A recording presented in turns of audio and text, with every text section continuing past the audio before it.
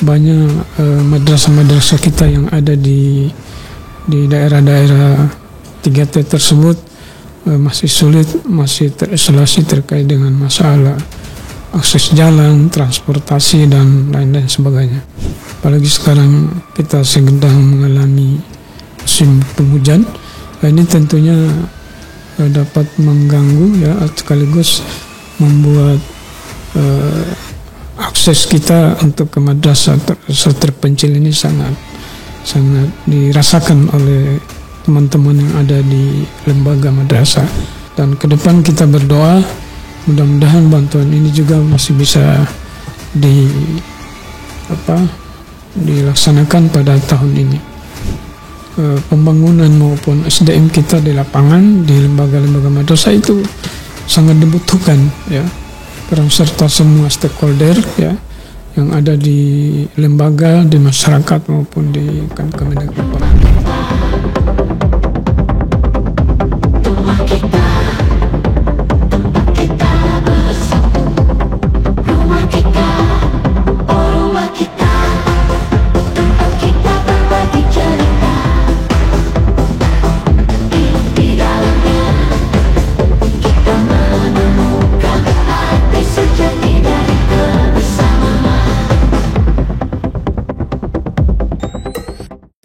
Assalamualaikum warahmatullahi wabarakatuh.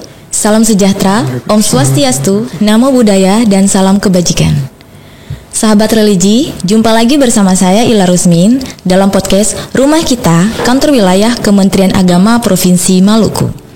Saat ini bersama saya sudah hadir narasumber kita, yaitu Bapak Kepala Bidang Pendidikan Madrasah Kantor Wilayah Kementerian Agama Provinsi Maluku, Bapak Lafata SAG MHAM. Apa kabar Pak? Sehat? Alhamdulillah sehat. Ya, alhamdulillah Pak ya. Baik Pak, seperti yang kita ketahui bahwa Maluku ini mempunyai wilayah yang sangat luas yang terdiri dari banyaknya pulau-pulau. Ya. Jadi Pak, bagaimana kondisi geografis madrasah yang jauh dari Kota Ambon Pak? Ya, terima kasih. Ada Ila Pak. Ila ya.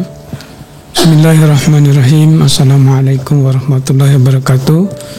Salam sejahtera untuk kita semua. Alhamdulillah pada kesempatan yang berbahagia ini kita akan membahas terkait dengan kondisi geografis madrasah yang berada di daerah-daerah 3T ya, terluar dan terpencil ya. Adapun yang perlu kita ketahui bahwa kondisi geografi kita di Maluku yang terdiri dari beberapa pulau ini juga mengindikasikan kita untuk harus kerja ekstra ya untuk meningkatkan potensi-potensi yang ada di madrasah-madrasah yang ada di daerah 3T. Yang pertama yang jadi kendala kita adalah masalah akses ya. Akses saat ini masih agak sulit ya. Jadi madrasah terpencil ya sering terletak di daerah-daerah yang memang pedalaman ya atau pegunungan dengan akses transportasi yang sangat-sangat terbatas. Yang kedua masalah iklim ya, iklim ekstrim ya. Apalagi sekarang kita sedang mengalami musim kemarau, musim penghujan. Ini tentunya dapat mengganggu ya, sekaligus membuat akses kita untuk ke madrasah terpencil ini sangat dirasakan oleh teman-teman yang ada di lembaga madrasah. Yang kondisi iklim ini ekstrim ini tentunya kita kasih contoh seperti cuaca buruk dan lain-lain yang kita alami setiap saat. Dan yang ketiga masalah isolasi ya. Sampai saat ini memang banyak madrasah-madrasah kita yang ada di daerah-daerah 3T tersebut masih sulit, masih terisolasi terkait dengan masalah akses jalan, transportasi, dan lain-lain sebagainya. Saya kira demikian penjelasan saya. Oh ya, baik Pak. Berarti memang ada beberapa kendala ya Pak? Ya, ada beberapa kendala. Iya. Apakah madrasah di Maluku memiliki kekurangan dari segi SDM-nya Pak? Ya, kalau masalah SDM kita tidak bisa pungkiri juga ya, terutama di daerah-daerah yang terpencil ya, masih ada guru-guru kita yang mengajar tidak sesuai dengan bidang studi yang dia miliki ya. Nah, ini juga perlu ke depan tentunya kita sedang melakukan pemetaan ya, agar supaya kita bisa memperoleh guru-guru yang berkualitas, kemudian tenaga kependidikan yang profesional, dan tentang yang hal penting yang kita perhatikan adalah masalah kesejahteraan guru. Itu yang penting, apalagi dengan sulitnya akses yang sangat mendorong kita untuk selalu berpikir ya.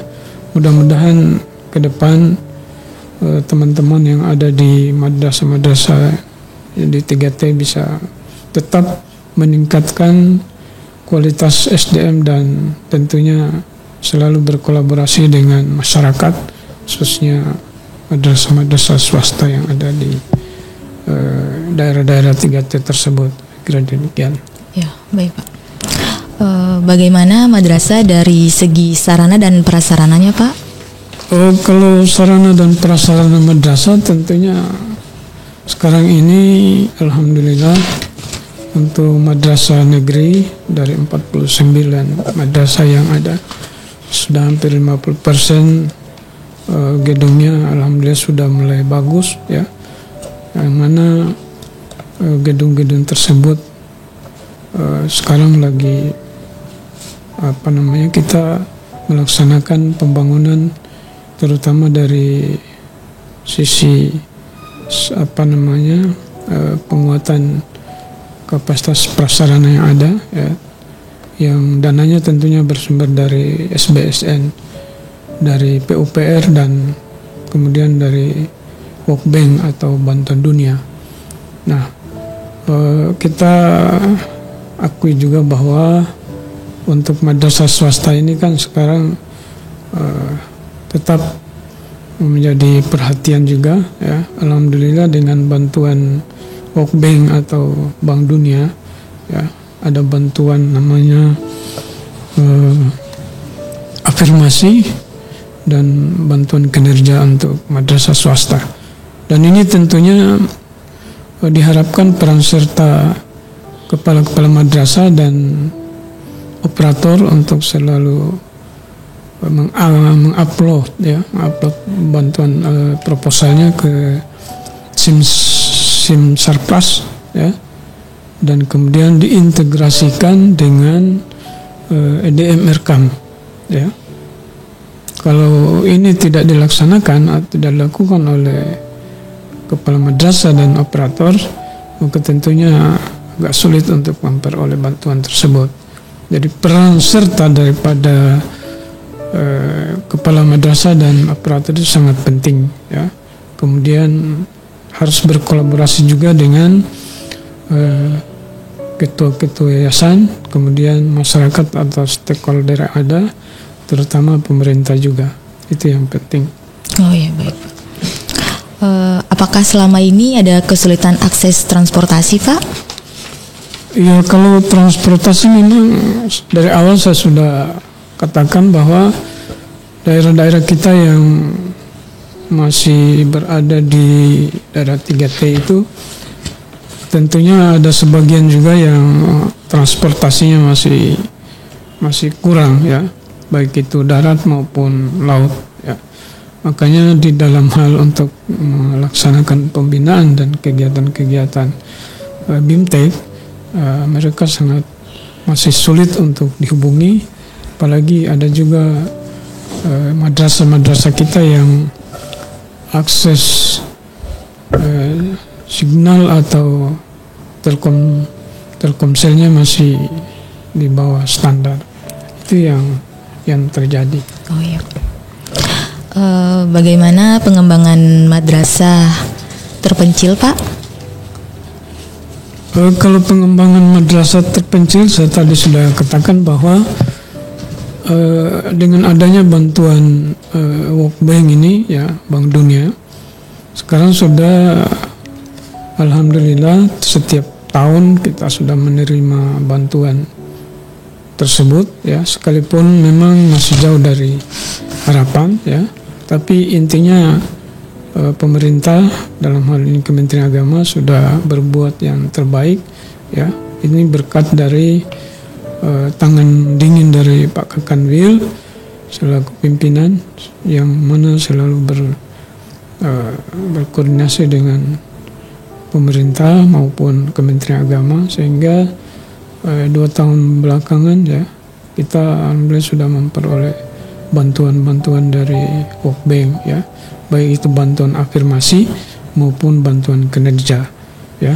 Sekalipun memang kalau dari sisi jumlah belum memenuhi, tapi minimal kita sudah menikmati ya bantuan tersebut. Saya kira itu yang penting. Ini pertanyaan terakhir Pak. Ya. Apa peran pemerintah dan masyarakat terkait madrasah ini? Iya, saya kira memang untuk meningkatkan sumber daya manusia, kemudian peningkatan sarana prasarana yang ada di madrasah, khususnya di daerah-daerah 3T, itu memang butuh kerja keras dari semua stakeholder yang ada, mulai dari lembaga, kemudian masyarakat tentunya ya, kemudian operator kabupaten kota, dan yang lebih penting juga di provinsi dan pusat ya. Jadi kolaborasi ini harus kita tetap pertahankan dan tingkatkan demi untuk menggenjot ya, agar supaya ke depan kita punya sekolah-sekolah atau madrasah-madrasah swasta yang ada di daerah 3T tersebut bisa mendapatkan bantuan. Dan tentunya yang jadi persoalan adalah peran serta kepala madrasah, kemudian guru, operator dan tenaga pendidikan, serta semua stakeholder yang ada di wilayahnya masing-masing. Itu yang penting. Ya. Kira demikian. Jadi memang harus ada peran penting dari pemerintah dan masyarakat. Iya. Ya. Jadi untuk bisa meningkatkan pembangunan maupun SDM kita di lapangan, di lembaga-lembaga madrasah, itu sangat dibutuhkan ya, peran serta semua stakeholder ya yang ada di lembaga, di masyarakat maupun di Kementerian Kabupaten Kota, itu sangat dibutuhkan. So tanpa itu hakul yakin kita tidak bisa berbuat banyak ya. Makanya tentunya Pak Kanwil selalu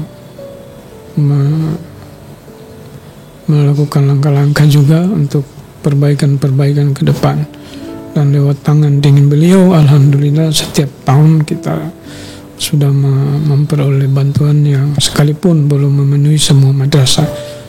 Dan ke depan kita berdoa mudah-mudahan bantuan ini juga masih bisa dilaksanakan pada tahun ini. Kira demikian. Ya, baik Pak, menarik sekali, dan terima kasih Pak untuk perbincangan kali ini Pak. Baik sahabat religi, demikianlah podcast rumah kita edisi ke-6. Semoga bermanfaat dan sampai jumpa di podcast berikutnya. Wassalamualaikum warahmatullahi wabarakatuh dan terima kasih.